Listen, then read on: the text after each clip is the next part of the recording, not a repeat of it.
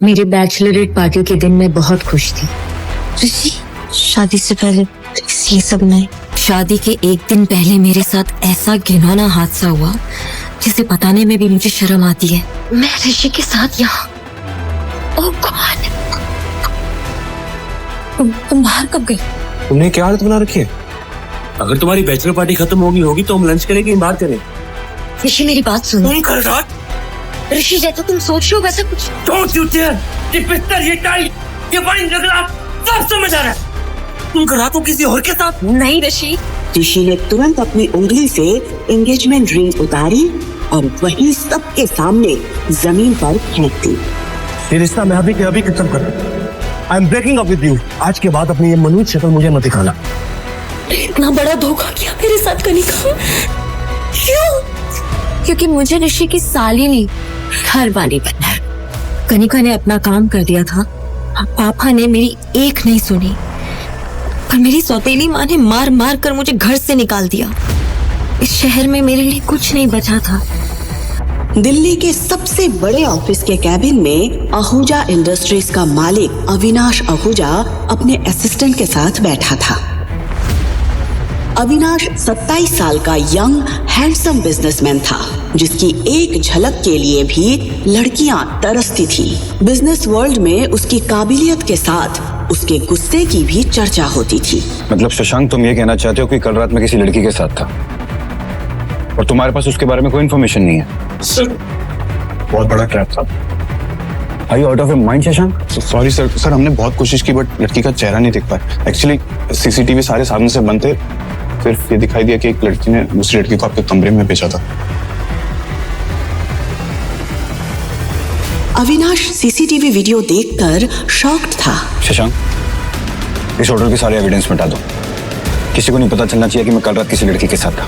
अगर ये बात मीडिया तक पहुंची तो मेरी रेपुटेशन के लिए ठीक नहीं होगा। शशांक ने तुरंत हाँ में सर हिलाया और अपने काम के लिए तेजी से निकल गया। अविनाश और शशांक ने उस लड़की की आइडेंटिटी पता करने की बहुत कोशिश की जो उस रात अविनाश के साथ थी, लेकिन उनके हाथ कुछ भी नहीं आया था। इस बात को 6 साल बीत चुके थे। नव्या और अविनाश दोनों ही इस बात से अनजान थे कि उस रात वो किसके साथ थे। दोनों ही अपनी अपनी जिंदगी में आगे बढ़ चुके थे। 6 साल तक नव्या ने काफी परेशानियां झेली, पर उसके साथ एक ऐसी खुशी थी जिसने उसकी हर मुश्किल को आसान कर दिया था। उसने अब अकेले उस खुशी के साथ जीना सीख लिया था। पापा,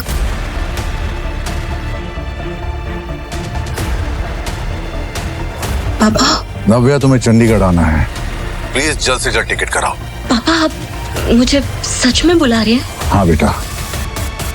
उसने अपने ऑफिस से छुट्टी ली और तुरंत वहां से निकल गई।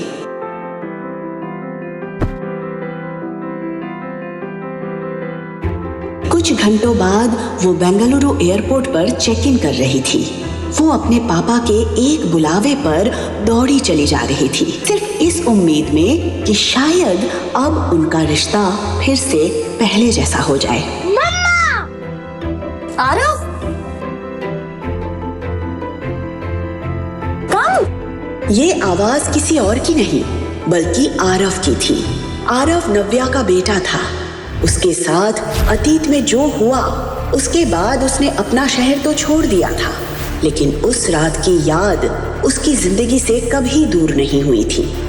बेंगलुरु शिफ्ट होने के कुछ ही दिन बाद उसे पता चला कि वो प्रेग्नेंट है।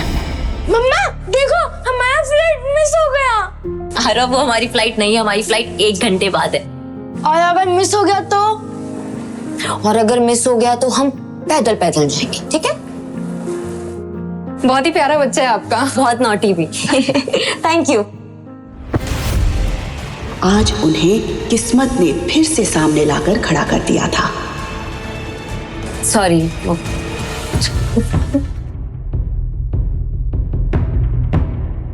मुझे सर की फ्लाइट चेंज करवानी है। इस लेडी को भी आपने बिजनेस क्लास की टिकट दे दी। अविनाश सर बिजनेस क्लास से ट्रैवल करते क्योंकि उनको डिस्टर्बेंस नहीं पसंद है। वो ये बच्चे का शोर सुनते हुए ट्रैवल नहीं कर सकते। या तो आप इनकी क्लास चेंज करिए या अविनाश सर के लिए दूसरी फ्लाइट कीजिए। He just can't travel with kids. Excuse me, क्या कहना चाहते हैं आपके सर? शोर मचा रहा था मेरा बेटा, वो शोर नहीं मचा रहा था, वो मुझसे बात कर रहा था। रियली? शशांक, मैम को मेरी तरफ से एक हियरिंग चेकअप का एक पैकेज गिफ्ट करो। या तो इनके कान खराब हो गए हैं या इन्हें ऊंचा सुनने की आदत पड़ गई है। नव्या और अविनाश के बीच बहस भड़कती जा रही थी, लेकिन इन सब से अलग आरव का ध्यान तो कहीं और ही था। अविनाश एकटक आरव को देख रहा था। न जाने क्यों उसके मुंह से पापा शब्द सुनकर अविनाश को एक अजीब सी फीलिंग हो रही थी। पर मम्मा इज माय डैड। नहीं है वो तुम्हारे डैड, प्लीज ऐसे नहीं बोलते। बट मम्मा सी, हम दोनों के हाथों में सेम निशान है। एक जैसा निशान देखकर अविनाश और नव्या भी हैरान रह गए। ऐसे सेम निशान होने से कोई किसी का पापा नहीं होता यार। सीरियसली, इनकी पूरी फैमिली फन। जहां अविनाश के दिल पर आरव की मासूमियत छप गई थी, वहीं नव्या ने तुरंत आरव के हाथ से अविनाश का हाथ छुड़ाया और उसे अपनी तरफ कर लिया। इनफ आरव, ऐसे किसी का भी पापा नहीं होते। बट मम्मा इज ट्रू।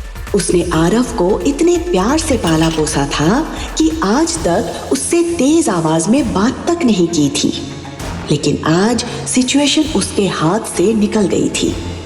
उसके हिसाब से पापा बोलकर ना सिर्फ आरव ने अविनाश को हंसने का मौका दिया था, बल्कि नव्या के वो 6 साल पुराने जख्म भी ताजा कर दिए थे। अविनाश को ऐसा लग रहा था कि नव्या की लाइफ में जो भी पर्सनल इश्यूज हैं, उसकी वजह से आरव के दिल पर बुरा असर पड़ रहा है, और ये बात उसे जरा भी अच्छी नहीं लग रही थी। नव्या परेशान होकर सब कुछ संभाल ही रही थी कि तभी अविनाश ने उसे टॉन्ट मारते हुए कहा, जब बच्चे संभालना नहीं आता तो पैदा क्यों करते हो? इंडिपेंडेंट बनने के नाम पे सिंगल पेरेंट बन जाते हो। कभी सोचा बच्चे पे क्या असर पड़ेगा? ये बात नव्या को बहुत बुरी लगी। आज किसी ने उसकी पेरेंटिंग पर सवाल उठा दिया था। तुम्हारी हिम्मत!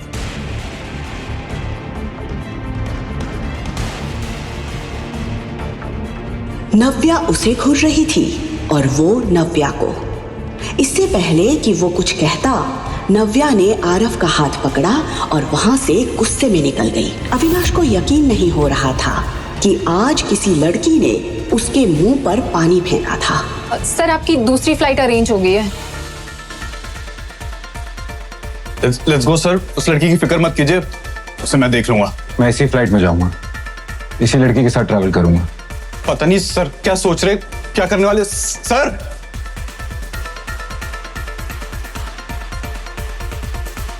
सिक्योरिटी चेकिंग के दौरान अविनाश बार बार नव्या को देखे जा रहा था, लेकिन नव्या अविनाश को नजरअंदाज करते हुए आगे बढ़ गई। कुछ घंटों बाद जब फ्लाइट चंडीगढ़ में लैंड हुई, तब तक नव्या सब कुछ भूल चुकी थी। इतने सालों बाद अपने शहर में पैर रखते वक्त उसे ऐसा लग रहा था जैसे उसकी लाइफ में फिर से सब कुछ बदलने वाला था।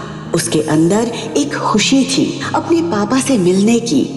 पापा आए होंगे ना मुझे लेने, मैसेज तो किया था मैंने उन्हें। सामने से ऋषि और कनिका उसी की तरफ बढ़ रहे थे। ऋषि कनिका के साथ? तो आगे तुम वापस। नव्या समझ गई थी कि कनिका ने वो सब कुछ हासिल कर लिया जो उसने चाहा था। ये लोग कौन है मम्मा? मम्मा? दीदी, ये तुम्हारा बेटा है? हाँ, तो आपको कोई प्रॉब्लम? ओह, अब समझी। उस रात बाद तुम प्रेग्नेंट, और ये तुम्हारा बेटा है। कनिका ने ऋषि के लिए हर टूटी कड़ी को जोड़ दिया था। ऋषि को ये एहसास हो गया था कि आरव नव्या के धोखे की निशानी है। You cheat! तुम्हें शर्म नहीं आई इस बच्चे के साथ अपने घर आने पर? मैंने कोई चोरी नहीं की है, आरव मेरा बेटा है। देखा ऋषि, इसे इसकी गलती का बिल्कुल भी अफसोस नहीं। नहीं वेट, इससे कोई भी सवाल करने का कोई मतलब नहीं है। याद है ना इसने पिछली बार क्या किया था? उसके बाद तो ये कोई भी शर्मनाक हरकत कर सकती है। इस बच्चे को मेरी आंखों के सामने से ले जाओ, वरना नहीं, मम्मी से दूर रहो।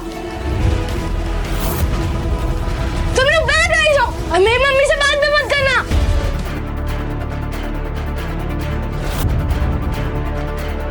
मेरे बच्चे को हाथ लगाने की हिम्मत भी मत करना।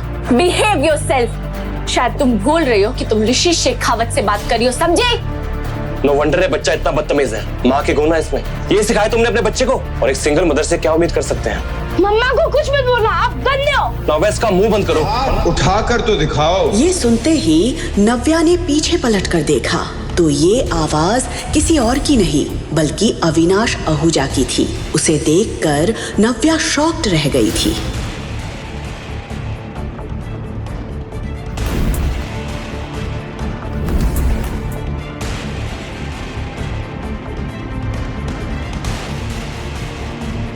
Darling, where were you? मैं तुम्हें कब से ढूंढ रहा था। ये सर को क्या हो गया है? ये दीदी को डार्लिंग क्यों बोल रहा है? Hey kiddo, how are you? पापा आप आ गए? Of course. मैं तुम्हारा कब से इंतजार कर रहा था। तुम लोग थक गए होगे ना? पहले लंच करोगे कि रेस्ट करोगे? नव्या पूरी तरह से ब्लैंक खड़ी थी। वो कभी अविनाश की तरफ देख रही थी तो कभी आरव के। वो मन ही मन सोच रही थी ये क्या करने की कोशिश कर रहा है। तभी उसने कनिका और ऋषि की उड़ी हुई शक्लों की तरफ देखा। वो समझ गई थी कि अविनाश क्या करने की कोशिश कर रहा है। कहाँ थे तुम? मैं कब से तुम्हें ढूंढ रही थी। Let's go Honey. अब लेट्स गो। उसके मुंह से ये सुनकर ऋषि का दिल जल रहा था। वो बार बार अविनाश की पर्सनालिटी और उसके पीछे खड़े असिस्टेंट और गार्ड्स की तरफ देख रहा था। ये देखने में तो बहुत रिच लग रहा है, पर इतना हैंडसम और रिच लड़का दीदी के साथ क्या कर रहा है? और ये बच्चा उसे पापा क्यों बोल रहा है? मुझे तो कुछ समझ नहीं आ रहा। ये लोग कौन है? तुम जानती हो? Not really.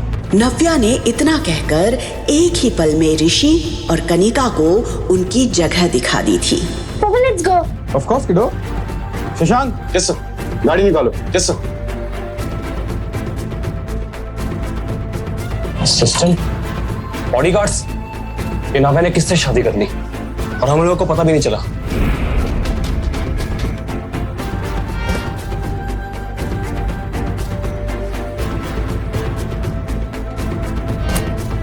What the hell? इसने हमें इंट्रोड्यूस भी नहीं कर पाया।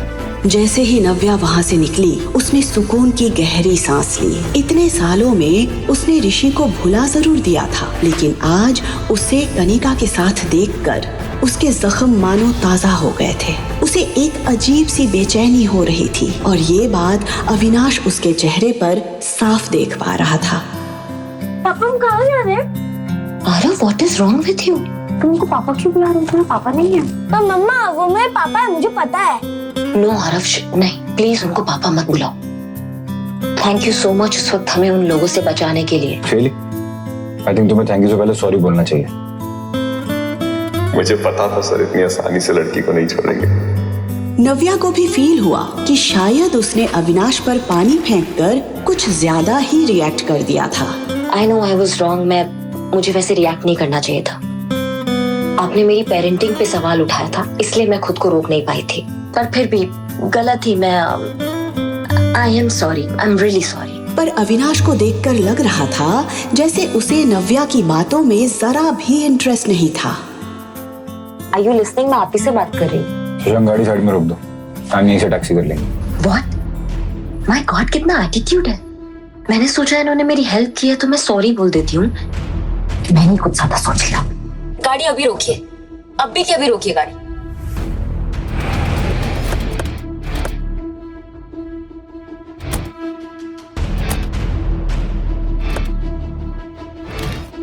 What's this? ये टैक्सी का फेयर, यहाँ तक लिफ्ट दिया ना, thank you so much. What the hell? ये लड़की समझती क्या अपने आप को?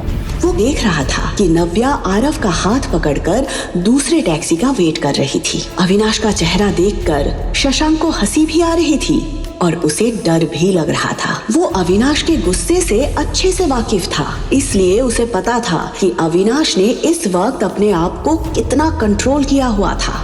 अविनाश वहां से निकल जरूर गया था, लेकिन अभी भी उसके मन और दिमाग में नव्या और आरव की शक्ल घूम रही थी। इंटरेस्टिंग, कुछ तो है इस लड़की और इसके बेटे। I don't know what, but there is something.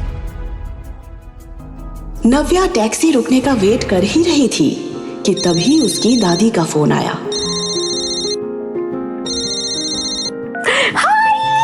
हाय बेटा नव्या, कैसी है तू बेटा? चंडीगढ़ में आपका स्वागत है। नव्या हमेशा से अपनी दादी के सबसे ज्यादा करीब रही थी।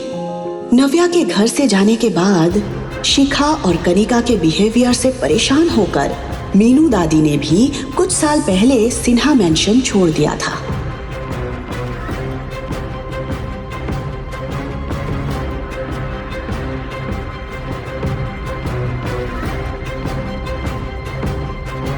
लेकिन फिर एक दिन नव्या के कॉल ने उन्हें फिर से जीने की उम्मीद दे दी थी। दादी, अब बड़ी दादी बन गई है।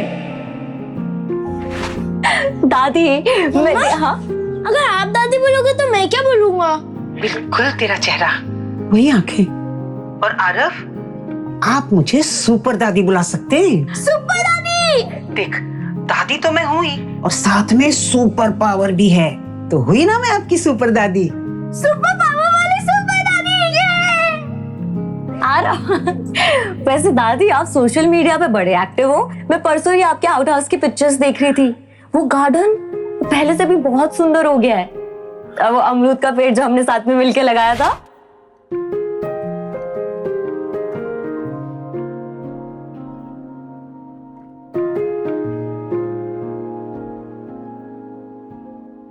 इतना सब कुछ अकेले आप कैसे कर लेती है दादी? क्या हुआ दादी, आप कुछ बोल क्यों नहीं रहे हो?